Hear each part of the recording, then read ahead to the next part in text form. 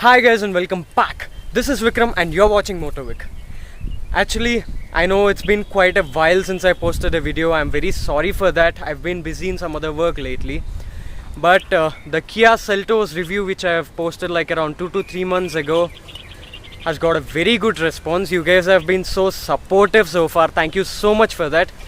And guys, this is the Tata Tiago AMT. This is the car which I'm going to be reviewing today. So without any delay, let's get started.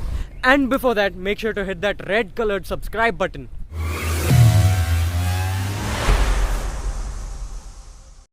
So guys, this is the key of the car, the same key which all Tata cars have. And there's an interesting thing in the front aspect of this car. You can see that arc sort of line running below the honeycomb grille. Tata likes to call it the humanity line. They say that it symbolizes some kind of smile. And coming to the headlamps, these are halogens. Turn indicator is also a halogen. And the fog lamp which is placed over here has chrome finishing, which is very nice. And coming to the side, we have turn indicators mounted on the ORVMs, which is an LED by the way. And coming to the tires, the design looks very nice. Tire size happens to be 175/65 R14.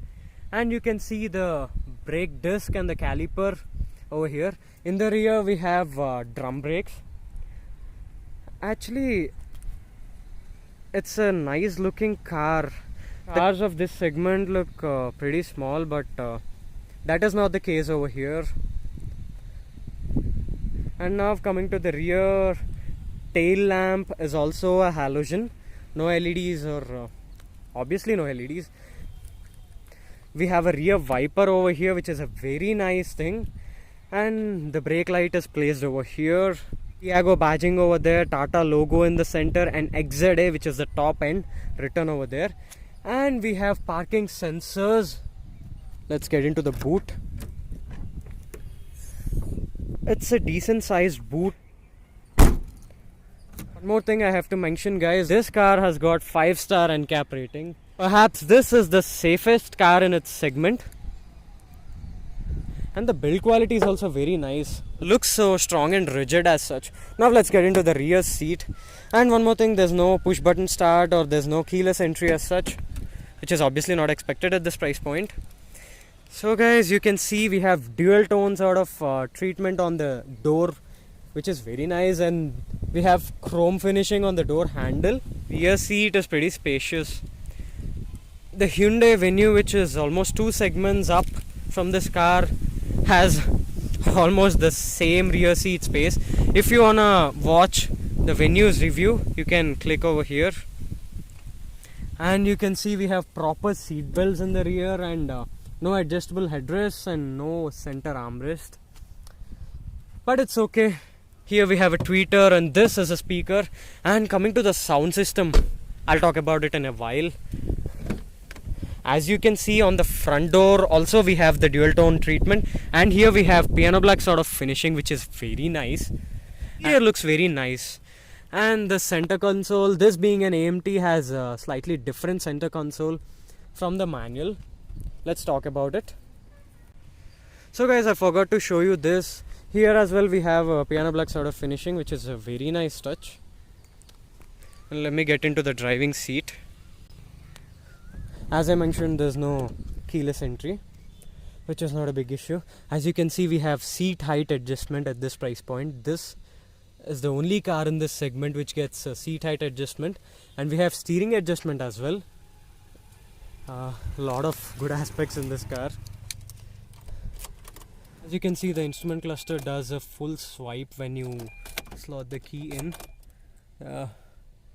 We have a dual port instrument cluster. On the left we have tachometer. Right we have the speedometer, which is marked all the way till 200 km/h, but I don't think it can do 200 for sure. And coming to the center, we have an MID on the top. That is the gear position indicator, as you can see. And below that we have Odo. Below that we have range, that is distance to empty. And below that we have instant fuel economy, which is a very nice touch at this price point.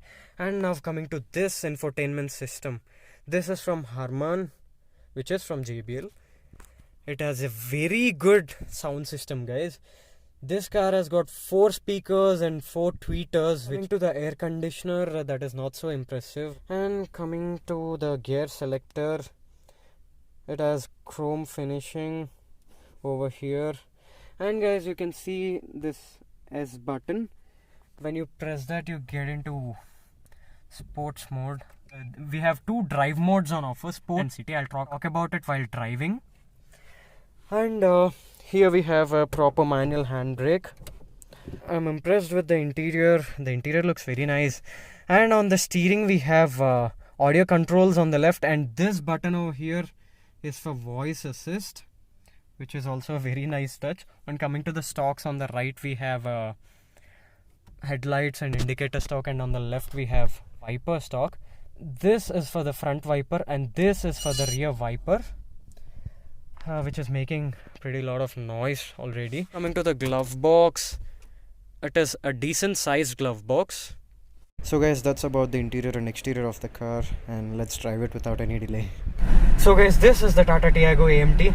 This car has got a 1.2 liter Revotalk engine under the hood. Actually, it's a 3-cylinder engine, that is why you can observe a lot of vibrations. And this is a 5-speed AMT box. It has jerks, but it's okay, the jerks are not that high. It's a good car to drive. And we have 2 drive modes on offer, City and Sport. We have a button here near the gear selector to get into the sports mode. When you are in City mode, it upshifts at 2000 RPM, but once you get into sports mode, it gives you an upshift at 4000 RPM. The performance of this car is very nice. This being a 3-cylinder engine, while driving, vibrations are not that high. Only during idle you can feel those vibes on the ORVMs, on the steering wheel and on the gear rod as well. But while driving you don't observe a lot of vibrations. But this car, the engine is very peppy, the pickup is nice. It feels good to drive, as you can see. Feel and feedback from the steering wheel is also very nice. The performance of this car is very nice at the end of the day. It doesn't feel like a small car. As you can see, once you get onto the throttle, it gives you a response. There is slight amount of lag, that is due to this AMT box. It takes a little amount of time to upshift. Apart from that, the performance is very nice. I'll show you. Actually, this is not a flat road. We are on a up right now. As you can see, it picks up the pace immediately. And this 1.2 liter 1199cc engine, to be precise, produces 84-85 bhp and 115 Newton meters of torque. And as I mentioned already, this is the strongest and safest car in its segment, with a 5-star Global NCAP rating. And it's a very comfortable car as well. The suspension is tuned moderately, not too stiff and not too soft either. That is why it stays stable at higher speeds.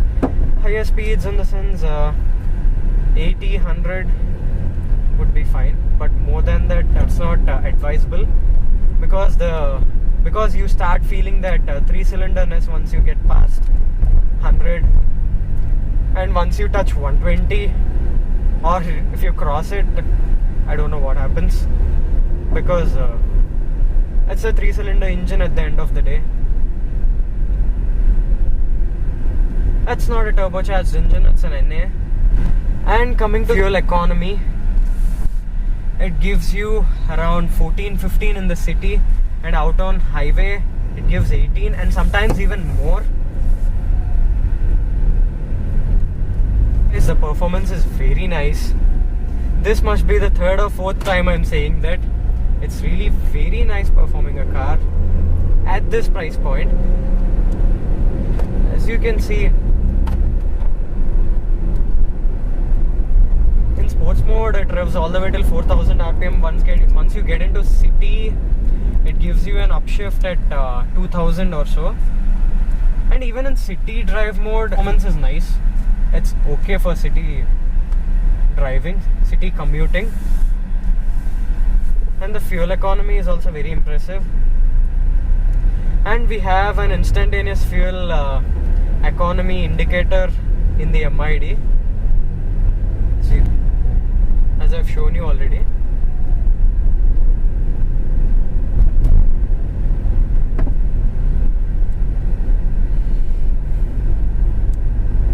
And it's a very nice city car. This is perfectly a value for money car, I can say. There are some cons as well. Coming to them, that vibrations during idle, and of course that is common in 3-cylinder engines, but that vibrations could have been contained. One more thing I have noticed, parking sensors in the rear, over responsive as such, like you're not close enough to some subject, warns you like hell, but there's nothing. Once you get down the car and look over there, there's nothing as such. As you can see in the ups, this car, it doesn't struggle as such, which the other cars in this segment like Kwid and all does. And usually the AMTs in this segment are not that great, but this car has a good gearbox. One of my favorite things in this car is its fuel economy. It gives like 18 and even more sometimes on highway, which I've experienced in person. It gave like around 18 to 19 kilometers, and in city it gives you 13, 14 easily, and if you drive carefully it gives you 15 also, so that is not an issue.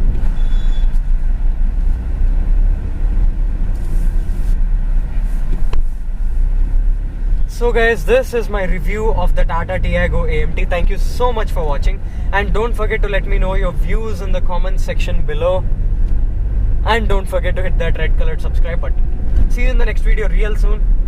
Until then, take care, bye, and don't forget to wear your mask.